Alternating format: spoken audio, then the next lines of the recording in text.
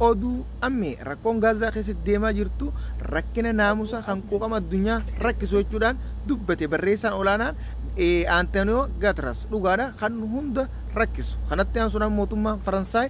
Macron beekamtii biyyummaa gaazaa fulmana kana niin kannaa jechuudhaan ifatti beejii isaatiin maxxanse Tiraamp guyyaa har'aan tana haasaa taasiseen jechi jechuudha mootummaan Faransaay nama gaariidha wanni inni je rakkoo hin qabu garuu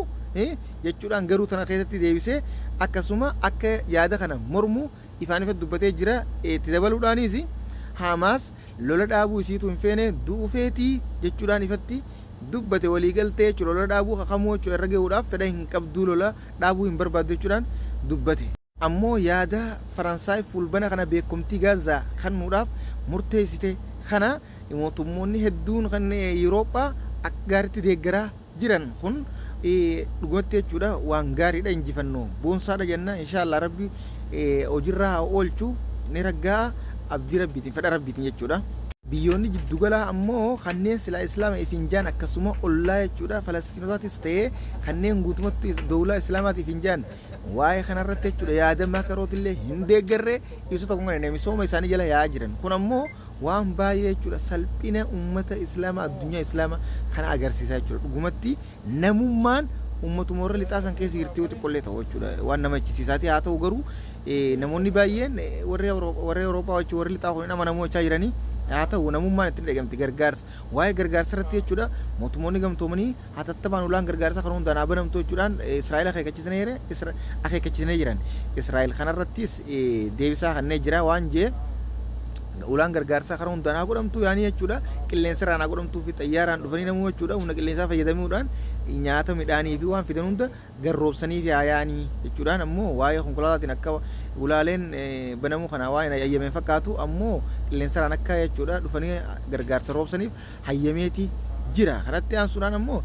deefensi foorsiin Israa'elis waan jettee ibsa irraan tana baaftan gara beejii isaaniitti maxxansaniin nuti ummataaf yaada jirra ummataaf gargaaraa jirra ummata dhaabbachaa jirra ammoo Hamaasitu ummata dhaabbachaa jira ummata miidhaa jira kana addunyaan ni beeyte jechuudhaan dubbate kijiba isaanii soba isaaniif Tiraamp jechuudha wal qabatanii Ameerikaan gaazaa balleessuudha ummata islaamaa kana keessattuu humna jechuudha bakka Falastiin tana balleessuudhaaf socho'aa jiranidha. Tiraamp itti haasoo irraan tana taa'isa keessatti nuti qarshii hedduu qabnaa jechuudha maallaqa hedduun nu dhufaa jira taarifarraa nu galaa jira jechuudhaan dubbate maallaqni jechuudha akka yaarsa kanatti mi'aawu dhugumatti addunyaa guututti hin mi'aawu. Haa ta'u garuu maallaqni kun akka ilma namaa kana guututti mi'aawu sirriitti hubannee jira jechuudha Tiraamp irraa. Tiraamp immoo maallaqa taarifaa kana sirriitti dhandhamee jira ganaa mootummoota addunyaa kanaaf dhumattee jirti bakka duraan jechuudha dhibbeentaa akka biyyatti dhibbeentaa irra haa ture dhibbeentaa 50 10 akka jechuudha humna isaaniitti ilaalee ganaa meeshaa isaanii ta'in jechuudha takka takkaan irra kaa'u ta'a. Kana immoo kana jechuun mootummoota addunyaatiif yaaddu ta'u ta'a. Har'a fe'u maaltu nu cinqeewu dantaa isaatiin. Kanatti aansuudhaan mootummaan Biraazil Tiraamp bilbila neelaa kaasuu didee jechuudhaan himatee jira. Edaan waa dhalaa yookaan faaxee biyya rabaa ta'e nyata bichaa meeta silkii neelaa kaasuu itti mootummoonni wal jalaa silkii kaasuu ni dida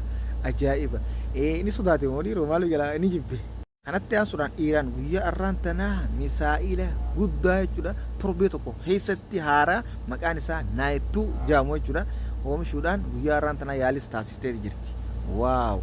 osuma jechuudha na addunyaa wana taatu dhugumatti biyyoonni waan fedhe haa ta'u nuti aqiidaa miti kan laalu jirru addunyaan jechuudha shari'aa keessa inni jirti bar jabaadhaadha diina keessan firaa dhoorkaadha hundi adawwiin ta'e sun adawwii ta'e jechuudhaan nuyi miti jabaachuun dirqama keenya jechuudha sila dawlaan islaamaa guutuun jabaachuu qaba ammoo waan jabaachuu dhiisi fiifuu jechuudha wal facaaftee akka gaarii tolchaa jirtu Iiraan dhugumatti jabduudha akka ajaa'ibatti. Kanatti aansuudhaan lolli Raashiyaatii fi Yukureenis itti fufee jira. Itti aansuudhaan amma kanatti aansuudhaan Taayilaandii fi Kaamboodiyaa keessatti lolli eegale akka gaariitti ammaatii babal'achaa jira. Kanarratti mootummoonni addunyaa kamuu yaada hin kennine Tiraamp illee lola kana dhaabuudhaaf ibsa baase tokkollee hin qabu hanga xiqqoo wallattu wallaaffisanii haa itti dhufanii waan jiru fakkaata. Ammoo lolli babal'achaa jiraachuu guyyaa har'aan tanaatu misaa'iloonni hedduun akka jechuudha Iiraan gaafatti Israa'el irratti roobsaa turetti wal irratti roobsaa jiran akka gaariitti jechuudha fayyadamanii. Kanatti aansuudhaan Faransaay guyyaa har'aan tanaa helikooftara xiqqaa haaree jechuudha hojjechuudhaan balaalli taasifteetii jirti. Faransaay gaa guddinaanis biyya beekamtuudha waan haa oomisha addunyaatiin akka gaariitti jechuudha sadarkaarraas jirti akkuma beeknu jabduudha bakka. Tiraambii erga haasawaa dheeraa taasiseen booda waa'ee gargaarsa jechuudha Gaazaa irrattis ani yeroo hedduun irra deddeebiidhaan gargaarsi haa godhamuuf uummata Gaazaatiif jechuudhaan mootummaa Israa'el Beniyaam Netanyaahuu dubbisee jira ammoo keessoo isaa bal'isee ibsuu hin barbaadu jechuudhaan dubbatee ergasii mana haadha isaa daawwateeti jira. An kan na dhibee ulaa gargaarsaa hin banan Ameerikumaaf Israa'el sodaadhaaf jechuudha biyyoonni Islaamaa guutuun keessattuu warreen olloota jechuudha Falastiin jiru kuni tatta'a biyyoonni jiddu galaa guutuunoo maaliif jechuudha uummata kana kan akkana dhumu qabeelaan dhumu kan akkanatti suuraa isaanii garan kana kan jechuu warri lixaatu warri silaa jechuudha Yahudaan tunoo jechuudha akkanatti namummaan itti dhageemtee ibsa amma baasaa jiran waan fedhallee ta'uu jechuudha dubbachaa jiran maaltu cal godhee akkanatti itti dhiise. Maaliif Sudaan akkana dhugumatti waan hedduu nama ajaa'ibsiisaati waan hedduu jechuudha nullee taajabsiisaati dhaloonni illee jechuudha ni maal irraa hubatu numa laallagamee sodaa akkanaa tana waan akka rabbi nu garsiifne osuma gartee miti wanni sodaatan du'a garuu tanamarraan ollees du'a akkuma jaansan maayisanii du'a sodaachuuf du'arraa nagaan ba'an duuti numa qabdi jechuudha. Maaliif akkanatti jechuudha caljaanii uummata kanatti ilaalanii uummata killee ibsa tokko baasuu dhabanii misooma jireenya isaanii kan biyya isaanii jala yaa'uun maaliif barbaachise kanatti aansuudhaan waa'ee biyya keessa osoo hin deebine duratti Suudiin guyyaa arrantanaa keessattuu naannoo keenya kanatti ibiddi jechuudha gaaniin guddoon takka nu dhootee bilbiltee nuti asii xireenee mootummaa dubbifnee mootummaa jechuudha gizuma san jechuudha difaamadanii yaamuudhaan dhaamsanii guyyaa kana xiqqoo owwaa eega turree booda gizuma san jechuudha tolchan silaa biyya teenya taate baatii sadiin deebi'u yookaan ama taa'uun deebi'u waan kun sa'a shammoo jahe qofatti deebisan waaw dhugatti mootummaan biyya hawaasaatiif yaadu akkana garuu hawaasaatiif yaadu malee hawaasa biraatiif yaadu dhabuunis hedduu nama kanatti aansuudhaan suuraa keessatti iddoo magaalaa jechuudhaan aanaa jiristi moomaal jaamu keessattis balaan ibiddaa qabateeti jira kanatti aansuudhaan oduuleen jechuudha biyyoota alatti qabanne guutuun kana fakkaata karaa biyya keessatti yoo isin deebinu dura jechuudha paarlamaa mootummaa naannoo Jijjigaa jechuudha guyyaa arrantanaa marii taa'een waa hedduu raggaasisan keessaa kutaalee Oromiyaa moyyaalee diinagdee guddaa bakki silaa uummata Oromoo guutuun keessattuu uummanni Booranaa irraa fayyadamuu fi uummata Oromoo qofa hunda laallattu if jala galchuudhaan raggaasifataniiti jiran lafa dhugumatti lafti gurguramtee jirti lafti Oromiyaa hedduun gurguramteeti garteemi adeemsa keessa adeemsaan fudhachaa jiran bakka jechuudha uummanni guuramee jira lafti akka gaariitti guuramaa jirti moyyaaleen naannoo Somaaliyaa galtee jirti gandii abdii kan dirra dhuwaati jechuudha raggaafamee jira akkasuma erer dabalatee tulluu cittee naannoo jechuudha hedduu akka gaariitti ciranii jiran akkasuma cinaaksaniis aanaa tokko jechuudha naannoo takka if jala galchanii jiran